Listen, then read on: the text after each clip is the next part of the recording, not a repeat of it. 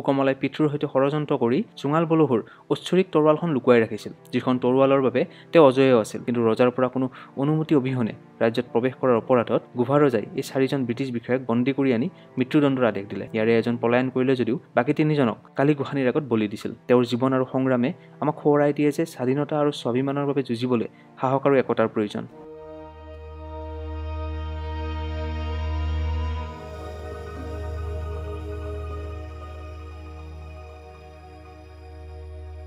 নমস্কাৰ। অসমৰ বুৰঞ্জী হৈছে বিভিন্ন জনগোষ্ঠী, সংস্কৃতি আৰু পৰম্পৰাৰ এক অপূৰ্ব সংমিশ্ৰণ। এই জনগোষ্ঠীসমূহৰ মাজত তিৱা বা লালুং জনগোষ্ঠী এক গুৰুত্বপূৰ্ণ স্থান দখল কৰি আছে। তিৱা এটা সাহসী, সংগ্ৰামী আৰু সাংস্কৃতিকভাৱে ঐতিহ্যমণ্ডিত জনগোষ্ঠী। তেওঁলোকৰ ইতিহাস পাহাৰ, ভৈয়াম, ৰাজ্য, যুদ্ধ, সংস্কৃতিৰে সমৃদ্ধ অসমৰ ইতিহাসৰ এক গৌৰৱময় অধ্যায়। তিৱাসকলক লালুং বুলিও কোৱা হয়। তেওঁলোকৰ উৎপত্তি, সংস্কৃতি আৰু ইতিহাসৰ সৈতে জড়িত নানান ৰহস্য আৰু কিংবদন্তি আছে।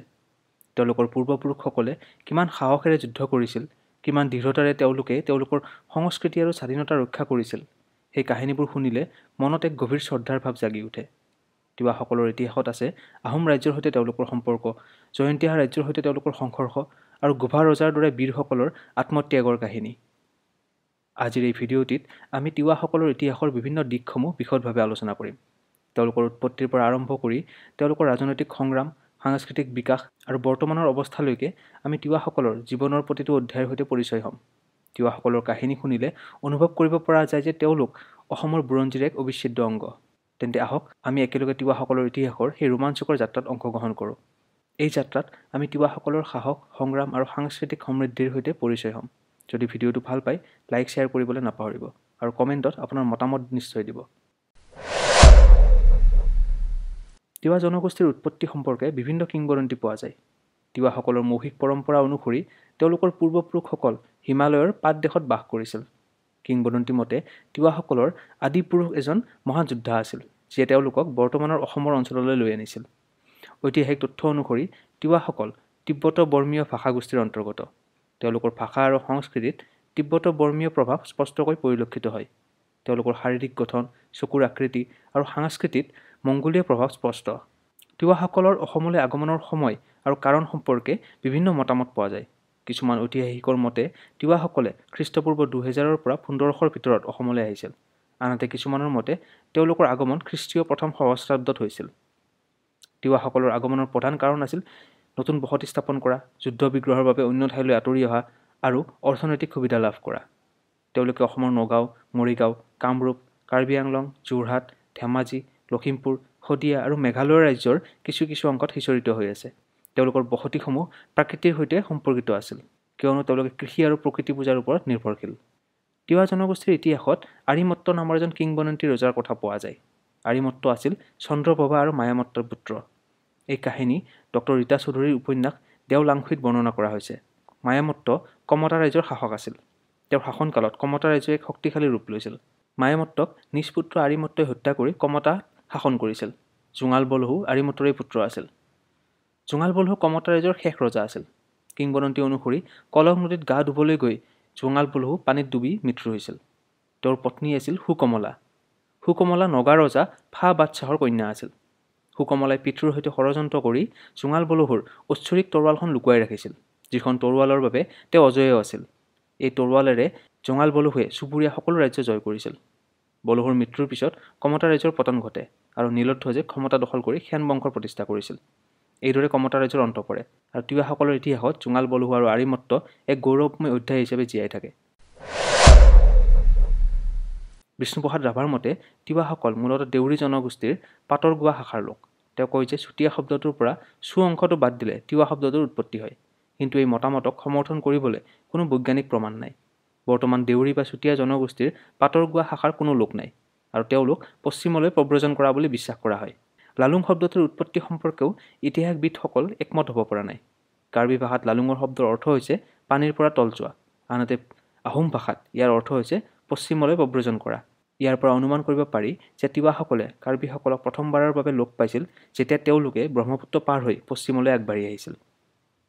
1881 চনৰ অসমৰ লোকপিয়লৰ প্ৰতিবেদনত ৱাডেলে তিৱাসকলৰ বিষয়ে এক গুৰুত্বপূৰ্ণ মন্তব্য কৰিছিল। লালুংসকলে গাৰো আৰু মিকিৰসকলৰ সৈতে মিহলি হৈ পৰিছে। এইটো এটা কাৰণ হ'ব পাৰে যে আহোম বুৰঞ্জীৰ লিখকসকলেও তিৱাসকলক পাহাৰৰ আন জনগোষ্ঠীৰ পৰা পৃথক কৰিব পৰা নাছিল। হ'ব পাৰে তিৱাসকলে তেওঁলোকৰ মাতৃভূমিৰ পুৰণি পৰম্পৰাৰ লগত কাৰ্বি আৰু গাৰোসকলৰ প্ৰভাৱত এক অনন্য সংস্কৃতি গঢ়ি তুলিছিল। তিৱা জনগোষ্ঠীৰ ইতিহাস আহোম ৰাজ্য আৰু জয়ন্তীয়া ৰাজ্যৰ সৈতে ওতঃপ্ৰোতভাৱে জড়িত। আহোম বুৰঞ্জীসমূহত উল্লেখ আছে যে ১৭শ শতিকাত অসমীয়া সৈন্যই দাঁতিয়ালীয়া বুলি কোৱা লোকসকলৰ সৈতে সাক্ষাৎ কৰিছিল। এই সময়ত ১২টা লালুং আৰু মিকিৰ পৰিয়ালে সমতল ভূমিত বাস কৰিছিল।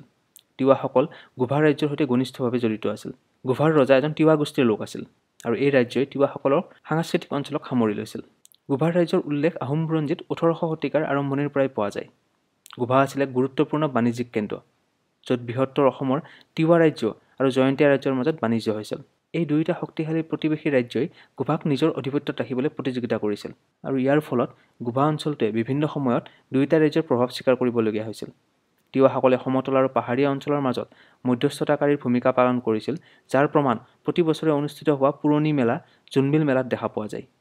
প্ৰথম অৱস্থাত তিৱাসকল এখন স্বাধীন ৰাজ্য আছিল যদিও সময়ৰ সোঁতত ই জয়ন্তীয়া ৰজাৰ তলতীয়া হৈছিল।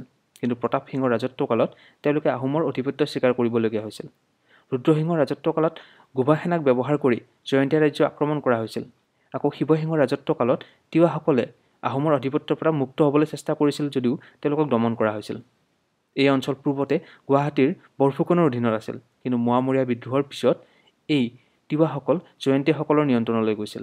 প্ৰতাপ সিংহৰ ৰাজত্বকালত আহোমৰ মিত্ৰ হোৱা গোভা ৰজাই মোগলসকলৰ বিৰুদ্ধে আহোমৰ হৈ পাণ্ডু যুদ্ধত অংশগ্ৰহণ কৰিছিল।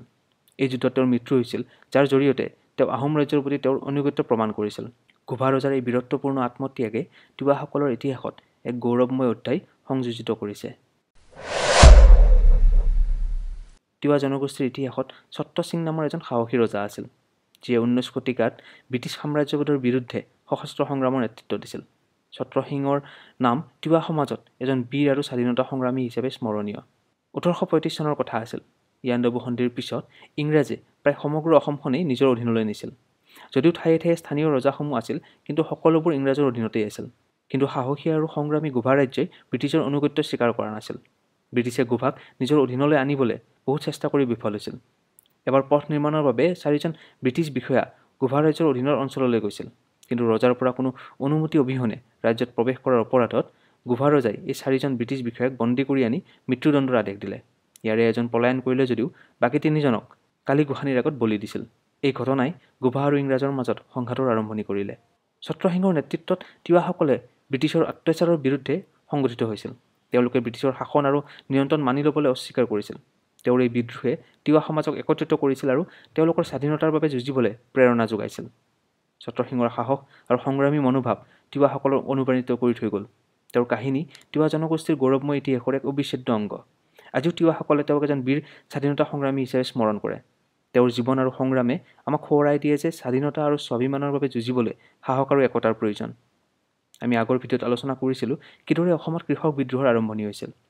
অসমৰ প্ৰথমটো কৃষক বিদ্ৰোহ ফুলগুৰি ধেৱাৰো নেতৃত্ব তিৱাসকলেই দিছিল। এই বিদ্ৰোহে ব্ৰিটিছ শাসনৰ বিৰুদ্ধে কৃষকসকলৰ ক্ষোভ আৰু সংগ্ৰামৰ প্ৰথম জ্বলন্ত উদাহৰণ হিচাপে চিহ্নিত হৈছে।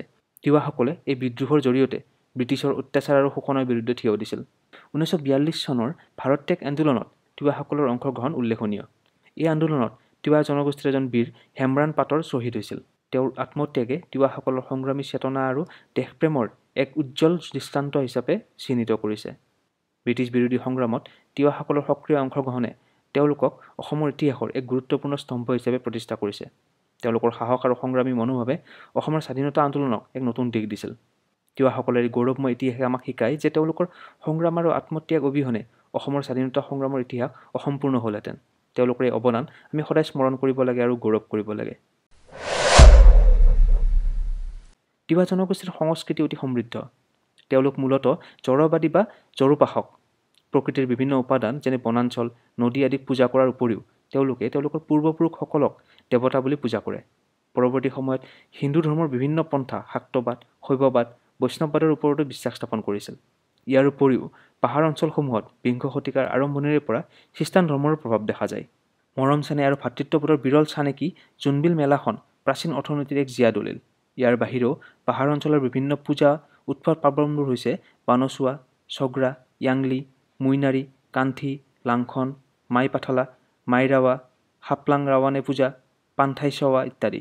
আনহাতে ভৈয়াম অঞ্চলৰ উৎসৱ পাৰ্বণবোৰ হৈছে জোনবিল মেলা, বৰত, গোসাই দলিওৱা মেলা, বহাগ বিহু, মাঘ বিহু আৰু কাতি বিহু ইত্যাদি। তিৱাসকলৰ কৰ্ম আৰু উৎসৱ পাৰ্বণবোৰত বিভিন্ন গীত মাত, নৃত্য, বাদ্য আদি জড়িত হৈ আছে। বিভিন্ন কৰ্ম উৎসৱ পাৰ্বণ অনুযায়ী খ্ৰাম, বাৰ, খ্ৰাম খুজুৰা, খ্ৰাম পান্থাই, ডুমডিং, ডগৰ, পাটিঢোল আদি চামৰাৰ বাদ্য আৰু বাঁহৰ পাবেৰে তৈয়াৰী বাফ্ৰাং খ্ৰাম, মুখেৰে ফু দি আঙুলি ব্যৱহাৰ কৰি বজোৱা পাংখি আদি ব্যৱহাৰ কৰা হয়। স্বকীয় বৈশিষ্ট্যপূৰ্ণ আকৰ্ষণীয় বিভিন্ন ফুল চানেযুক্ত বস্ত্ৰ তিৱাসকলে পৰিধান কৰে। পুৰুষে থানা, তাগলা, ফেনাচ, ফালি, ফাগা ইত্যাদি আৰু মহিলাই কাশ্যাং, ফাস্কাই, নাৰা ইত্যাদি পৰিধান কৰে। তদুপৰি কেইবিধমান মণি যেনে চাপল, চিংলিল, কল, পান্থা তিৱাসকলে পৰিধান কৰে। বৰ্তমান সময়ত তিৱা জনগোষ্ঠী অসমৰ মূল সুঁতিৰ সৈতে একত্ৰিত হৈছে, কিন্তু তেওঁলোকৰ সাংস্কৃতিক আৰু সামাজিক পৰিচয় ৰক্ষা কৰাটো এক বৰ চিন্তাৰ বিষয় হৈ পৰিছে। তিৱাসকলৰ সংখ্যা সৰু হোৱাৰ বাবে তেওঁলোকৰ ভাষা, সংস্কৃতি আৰু পৰম্পৰাবোৰ হেৰাই যোৱাৰ আশংকা দেখা দিছে। তিৱা ভাষা আজি বিপন্ন ভাষাৰ শ্ৰেণীত পৰিছে, কিয়নো নতুন প্ৰজন্মৰ মাজত এই ভাষা ব্যৱহাৰ কৰাৰ প্ৰৱণতা কমি আহিছে। তিৱাসকলে তেওঁলোকৰ সাংস্কৃতিক ঐতিহ্য ৰক্ষাৰ বাবে বিভিন্ন অনুষ্ঠান আৰু উৎসৱৰ আয়োজন কৰি আহিছে, যেনে জোনবিল মেলা, বৰত আদি। এই উৎসৱবোৰে তিৱাসকলৰ মাজত একতা আৰু সাংস্কৃতিক চেতনা জাগ্ৰত কৰাত সহায় কৰিছে। তিৱা জনগোষ্ঠীৰ ইতিহাস হৈছে অসমৰ বুৰঞ্জীৰ এক গৌৰৱময় অধ্যায়। তেওঁলোকৰ সাহস, সংগ্ৰাম আৰু সাংস্কৃতিৰ সমৃদ্ধিয়ে আমাক প্ৰেৰণা দিয়ে। তিৱাসকলৰ কাহিনী আমাক শিকায় আমাৰ সংস্কৃতি আৰু স্বাধীনতাৰ বাবে যুঁজিবলৈ সাহস আৰু একতাৰ প্ৰয়োজন। বৰ্তমান সময়ত তিৱাসকলে তেওঁলোকৰ পৰম্পৰা আৰু সংস্কৃতি ৰক্ষাৰ বাবে যি সংগ্ৰাম কৰি আহিছে, সেই সংগ্ৰামত আমি সকলোৱে সহায়ৰ হাত আগবঢ়োৱাটো কৰ্তব্য। তিৱাসকলৰ ইতিহাস আৰু সংস্কৃতি অসমৰ বাবে এক গুৰুত্বপূৰ্ণ সম্পদ। তেওঁলোকৰ কাহিনী আমাক সোঁৱৰাই দিয়ে যে আমাৰ সংস্কৃতি আৰু ঐতিহ্যক জীয়াই ৰাখিবলৈ আমি সকলোৱে দায়বদ্ধ। যদি ভিডিঅ'টো ভাল পাইছে, লাইক, শ্বেয়াৰ কৰিবলৈ নাপাহৰিব। পুনৰ লগ পাম এটা নতুন বিষয়ৰ ভিডিঅ'ৰ সৈতে। ধন্যবাদ।